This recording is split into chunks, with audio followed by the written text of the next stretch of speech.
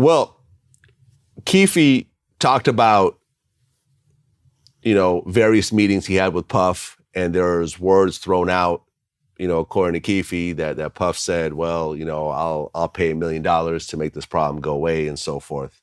And then after, 2Pac passed away, there was a rumor that a payment went, from Puffy's camp, and it was supposed to go to Keefe D and the Southside guys.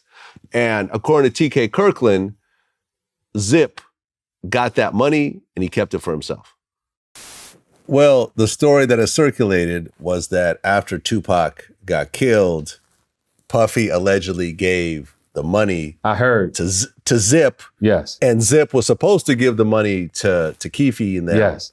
But he never gave the money to him. But thank God he never gave him the money, right? Think about it. If he gave the money, Puffy will be in prison now, money for hire, a murder for hire. So thank God. It's just a true story. I'm not saying yes or no, but if he would have gave them the money, it'd have been a murder for hire and Puffy would be locked up. Now, you had mentioned something about a check. Mm-hmm. Can you talk about that? Yeah, I could talk about it. I mentioned it on Doggy Diamond platform, and I had, I told MREC and some other people, if anything happened to me, this is all what happened. They got the whole tape. They got everything that, that went down or whatever like that I said, and I've already said it. What happened is that you had to understand who Zip was. Zip was a mastermind, a gangster, a pimp, a hustler, and he had more game than Kellogg had flakes, brother. You understand? So, just for instance, before I break this check thing down to you, Zip used to do shit like that. He have 20 guys in the club with him, right? And he gonna say, yo, we got all these girls, you got chicks, we're gonna get 20 bottles of champagne, 5 bottles of Grey Goose or Belvedere, and we're gonna get 5 bottles of Hennessy.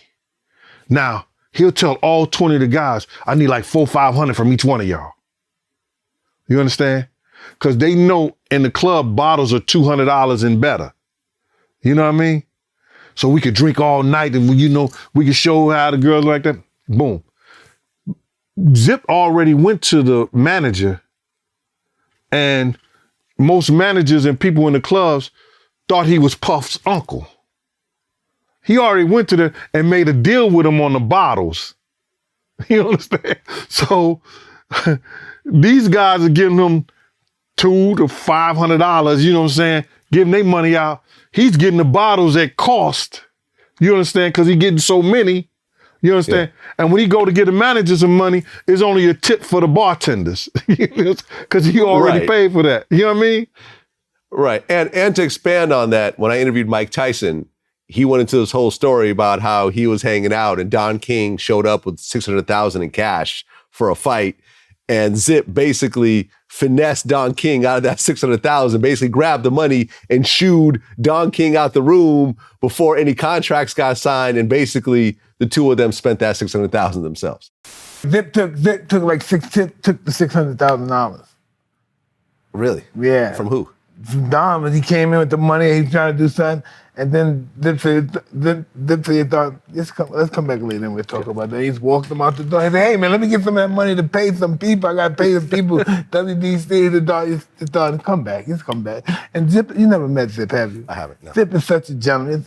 Please come back. Not right now. He's just not feeling well, dog. Click, bye. And then we're picking the money, we're like, wow, we're gonna have a party. Let's get some bitches. Let's get everything. We gotta do it tonight. So Zip is known for just robbing people in various types of ways. I wouldn't say robbing them, you know what I'm saying? Well, because ain't nobody took him to court. Right, finessing people, basically. Finessing people. I told you he had more game than Kellogg had flakes, man. You know what I'm saying? He could talk a well out of water. So now, after Pac got killed, and we heard about, somebody got a check or something like that. Zip came up on my man's spot Cause you know, he used to always try to, you know, show him new cars and everything. Every time he got something new, he would come on the block, our block, and show it to us, either to the game room or on the block when we was cooking or whatever we were doing. And he came up there, and I heard TK Kirkland interview with you. He said he got a check for $5. It wasn't no check for no $500,000. Zip had a check in his right pocket, right back pocket, and that check was for $1 million. He said he got Jimmy Henchman got him the check from Barry Hankerson or something like that. Barry Hankerson, I think, there was a Leah uncle or manager or something like that, gave him that check for Black Ground Records. That's what he said. Follow the paper. I didn't know he had a record label. I didn't know he had a record company, Black Ground label, but that's what he said he got the check for. You understand? Mm-hmm. I'm not the only one that's seen the check. There's other people that I'm not going to mention their name, but they know, you know, they know who I am because we already discussed it and talked about it. You understand? And I told people that I was going to let the people know. He had a check for $1 million. But he said that Jimmy Henchman got it for him from Barry Hankerson for Black Ground Records. I didn't know he had a record company. Well, ultimately, Keefe D and them never got the check, which in the grand scheme of things probably worked out best if Puff actually did write a check for that, because otherwise you'd be connected to that situation. So, you know, Eric Von Zip keeping the money kind of shielded everyone from the situation in its own so he's a savior type of way. Yeah, in a way. In a he's way. a savior. Yeah, and rest in peace, Eric Von Zip. He ended up passing away some years later, I think, from cancer. Right. So whatever stories Zip has essentially died. But that's crazy. You know, that cancer, that cancer didn't show up until after he got shot. Mm. Yeah, it was crazy.